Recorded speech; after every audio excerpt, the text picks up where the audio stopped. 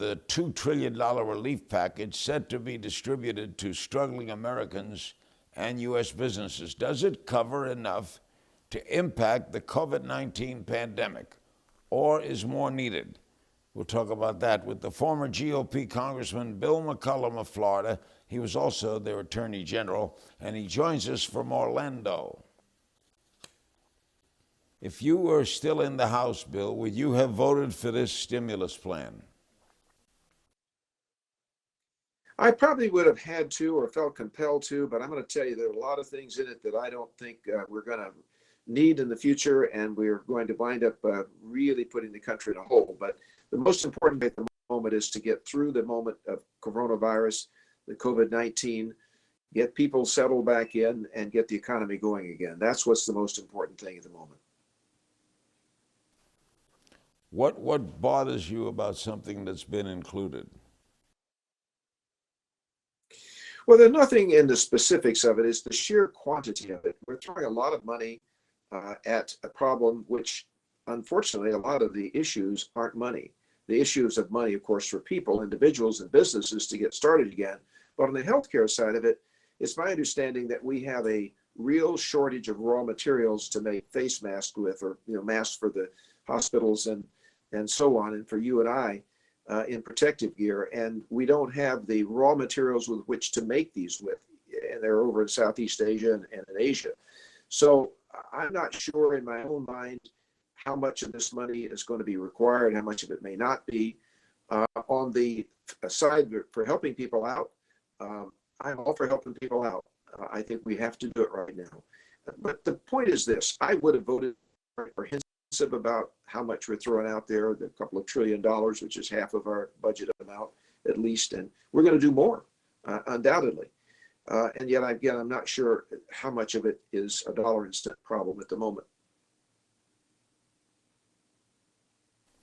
Democrats repeatedly said they position themselves as prioritizing the American worker above corporations.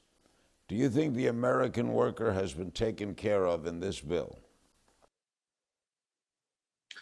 I think the key to the American worker is the corporation, small corporation, particularly small businesses, but some of the large ones, all of them, getting back and being able to employ people again.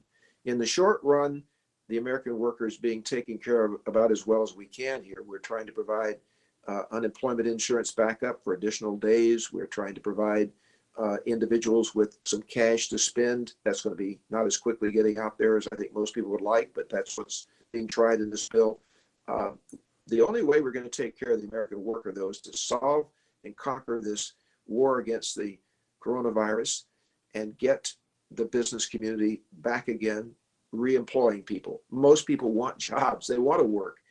And we have a few people in special areas like working in grocery stores and working in a few of the facilities that are open, of course, healthcare. But we, by and large, are shutting down and have shut down in most of the country, are basically. And until that can get going again, we're not we're taking care of the American worker. We're just getting along. We're just getting by. And nobody knows for sure how long this is going to last. But it is a very serious moment for us. You think $2 trillion is going to be enough, Bill? I have no idea how much money is required. I think $2 trillion may be more than enough. On the other hand, we're going to find out, I'm sure, in the next few days, holes that we have that we need to fill. Right now, the testing looks like it's coming along. We've got several new ideas and new products that are out there. So I'm hopeful we'll be able to get our arms quickly around the issue of just how many people are infected and how it's being spread in a lot more detail than we've known up till now. We need very badly to have one of these come through that are being tested that already exist, but we don't know how effective they are from a scientific standpoint in controlling some patient who has the coronavirus. And ultimately, of course, we need the vaccine.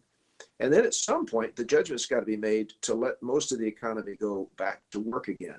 Because if we shut this economy down as hard as it is now for a very long period of time, meaning 3, 4, 5 months, that it will be devastating. It will be a recession plus perhaps a depression.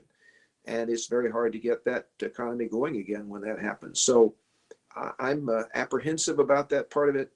I really believe the president is intent upon moving out as quickly as he can, but he's got to follow the advice, as anybody would, of the top officials in trying to save as many lives as possible and get ventilators where they can be established, to get more of them, to make sure we have the hospital beds, and to get as much as we can going to protect our hospital healthcare workers and our aged people.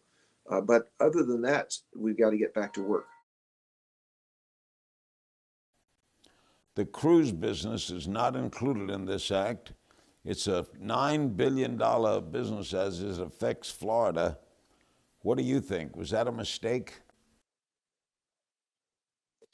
Well, I think the cruise industry should have been covered. I really understand the argument. I heard it mentioned to me on a show a week or so ago by a host, and the idea is that, the cruise industry has ported, even though they may have a company incorporated in the United States, largely they are operating out of a foreign country somewhere to avoid paying taxes. But they are American businesses.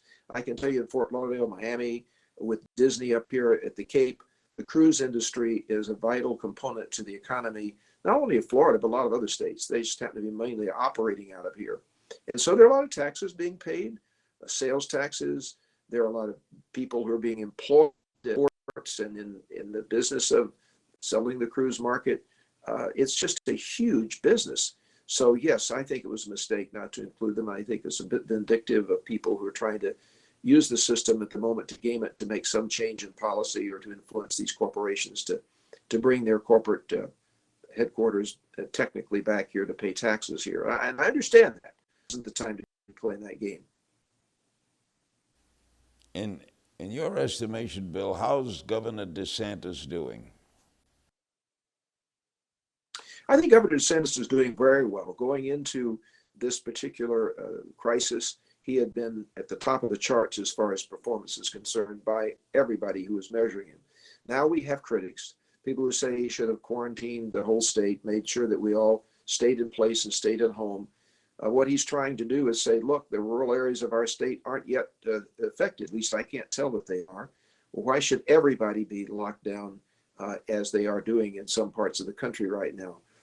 But he just does not want to issue an edict for the entire state to lock it down. And many other things he's done, but not that shut-in, stay-at-home order for everyone. Bill McCollum, always good talking with you. Thanks so much. Good talking to you, Larry. It's my pleasure.